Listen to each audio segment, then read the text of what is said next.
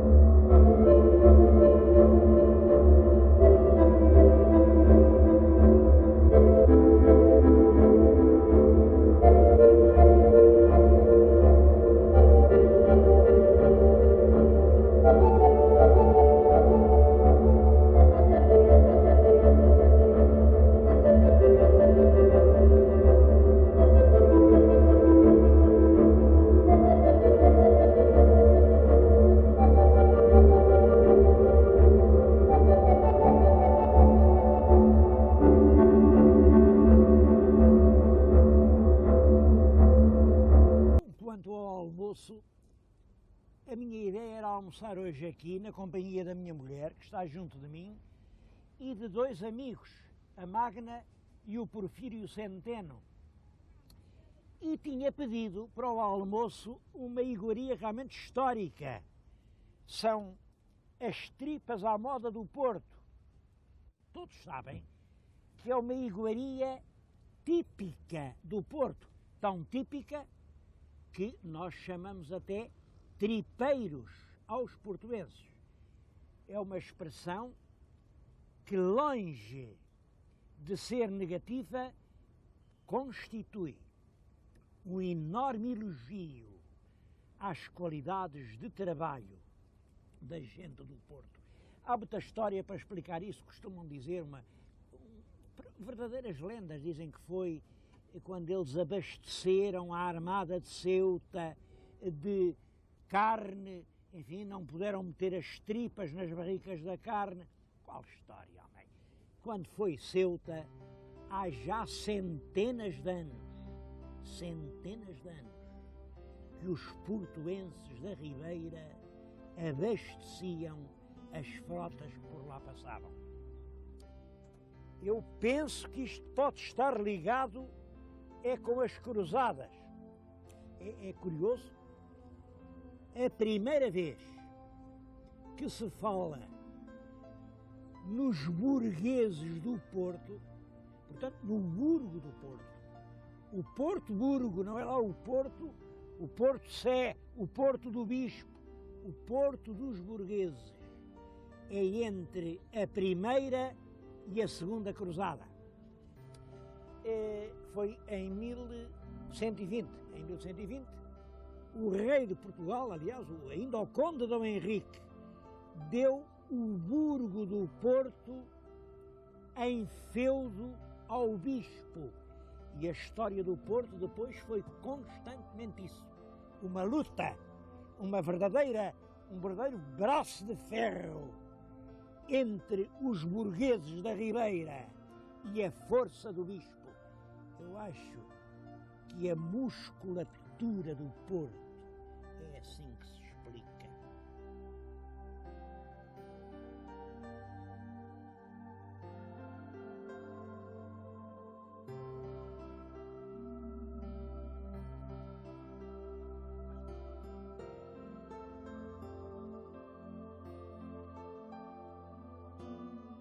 A primeira cruzada foi no ano de 1096. Costuma-se dizer que a última cruzada foi em 1272. Agora reparem, são mais de 170 anos, com navios carregados de homens que vêm do norte e vão para o Mediterrâneo, vêm do norte e vão para o Mediterrâneo, têm que entrar nos portos para se abastecer. E milhares de navios, milhares, não estou a exagerar, entraram a Barra do Douro, meteram água nas pipas e se abasteceram de carne. Agora estou a falar especialmente para o Porto. Eu acho que a glória do Porto nasceu aí. A glória do Porto tem estas 4 bases. Primeira, a carne. A região era muito rica de bovinos, como ainda hoje. Segunda, o sal que salgava a carne e deixava fazer a salmoura. Terceiro, os bosques que davam as aduelas das pipas que os portuenses metiam a bordo dos navios. Quarto, mas primeiro, mas mais importante que tudo, a rija têmpera dos músculos dos portuenses, que desbastaram os bosques, transformaram as árvores, os carvalhos, em aduelas de barris e salgaram a carne e fizeram a comida que os cruzados comeram a caminho da Terra Santa. Claro, como sabem, quando se faz salmoura, não se podem meter as vísceras. As vísceras são uma comida magnífica. São das partes do corpo mais ricas em elementos vitais e, portanto, os portuenses não eram tão tolos que as fossem deitar ao rio. Comiam-nas eles, enquanto uns batalhavam e conquistavam a Terra Santa, os portuenses ficavam a comer as vísceras da carne que forneciam. Ora bem, queria-lhes dizer uma coisa. Uma das cruzadas, a segunda logo, parou no Porto, parou uns dias e parou para quê? Parou, evidentemente, para meter a carne. E aí o bispo do Porto, que era o Dom Pedro Pitões, parece que recebeu um recado do Dom Afonso Henriques e foi lá e disse-lhes: vocês vão lá para tão longe, isso é... Para quê? Para que é que vão tão longe se o que vocês querem é ir para o céu, é morrer pela fé? Pá, morram aqui mais perto, vão conquistar Lisboa, mas o que vocês querem é dinheiro, é enriquecer. Vão a Lisboa.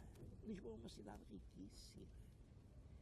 É uma das cidades mais ricas, uma cidade de piratas, tem tesouros, tem ouro, tem prata.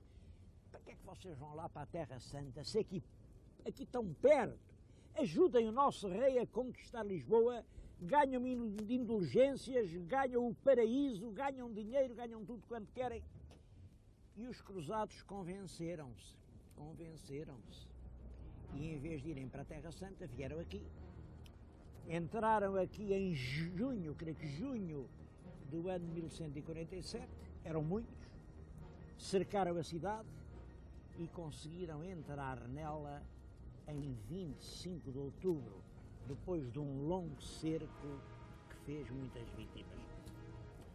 Bom, eu acho que isto tem uma certa graça. 1147, reparem, já lá vão mais de 800 anos. E ainda hoje, lá no Porto, dizem que nós, os de Lisboa, somos mouros, porque eles vieram conquistar os mouros. E nós aqui em Lisboa dizemos que eles lá no Porto são tripeiros, porque eles ficaram a comer as tripas.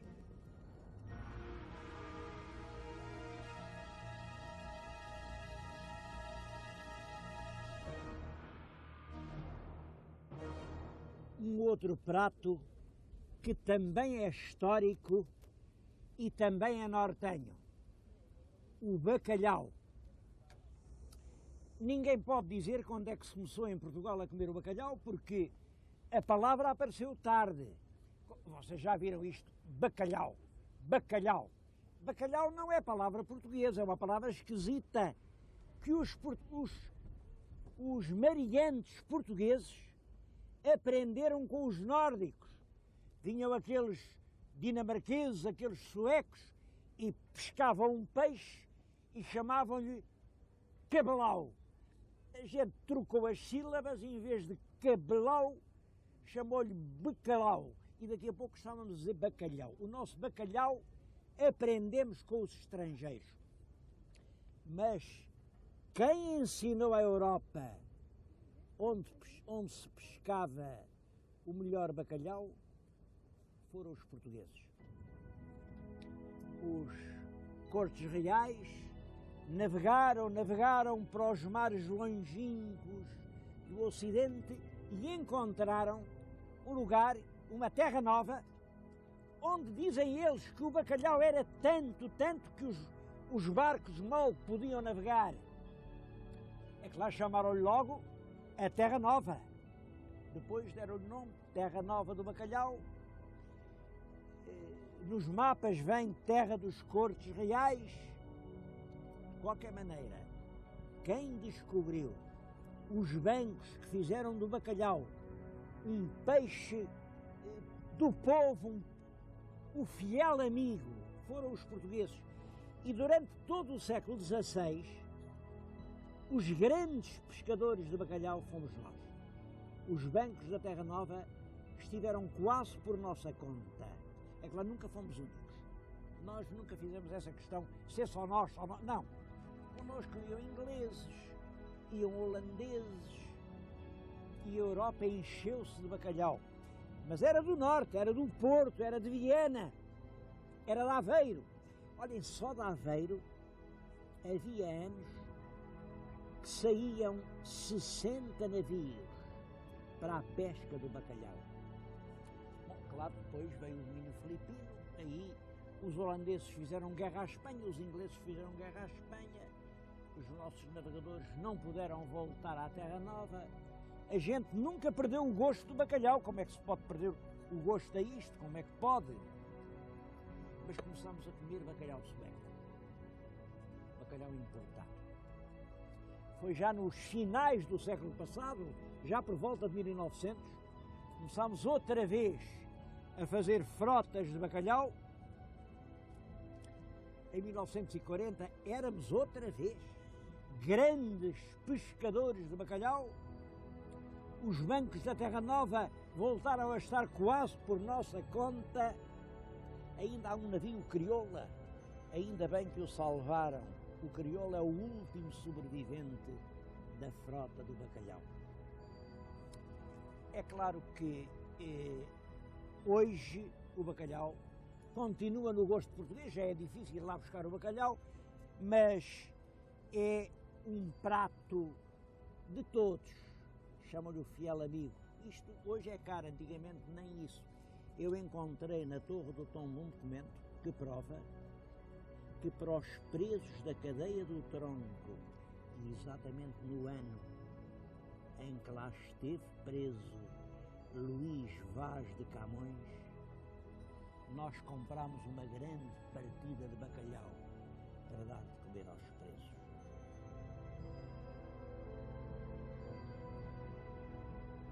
O bacalhau é o prato português mais ligado à época dos descobrimentos. E os descobrimentos são o nosso tempo de alegria e de glória. Mas depois da glória vem um caminho de sombra, um tempo de denúncia, de medo, de fogueiras, de autos do Santo Ofício, e, sobretudo, da instalação de um imenso atraso em relação à Europa. É desse tempo que lhes fala a iguaria que agora estou a comer. Isto que veem é a morcela de Leiria, com mais rigor, a morcela dos Marrazes. Toda a gente sabe onde é Leiria, mas pouca gente sabe onde são os Marrazes. Os Marrazes são um lugar encantador. Foi naquela casa que eu passei uma parte da minha infância. Àquela igreja fui eu muita vez. E, sobretudo, os Marrazes são a terra desta morcela. É uma morcela fingida. Isto não tem carne de porco. Vêem estes bagos brancos? Não é toucinho, é arroz. Vêem esta polpa escura? Não era sangue, era feijão. Era assim que a gente dos Marrazes escapava aos olhares desconfiados e vigilantes dos senhores do Santo Ofício, sempre para ver se aquele era judeu, se aquele comia carne, se aquele não comia, para denunciar e queimar. Leiria, todos sabem, foi uma terra de judeus. Marrazes vem de marranos. Marranos queria ser judeu. Bom, queria acabar por lhes falar de uma coisa. Faz agora 500 anos que sob os céus de Leiria foi publicado um livro que teve consequências decisivas na história da civilização. Tenho junto de mim o pequeno catálogo das festas que em Leiria se fizeram a esse livro. As últimas palavras desse livro, acho que eles leem aqui: sub celo Leireie, sob o céu de Leiria.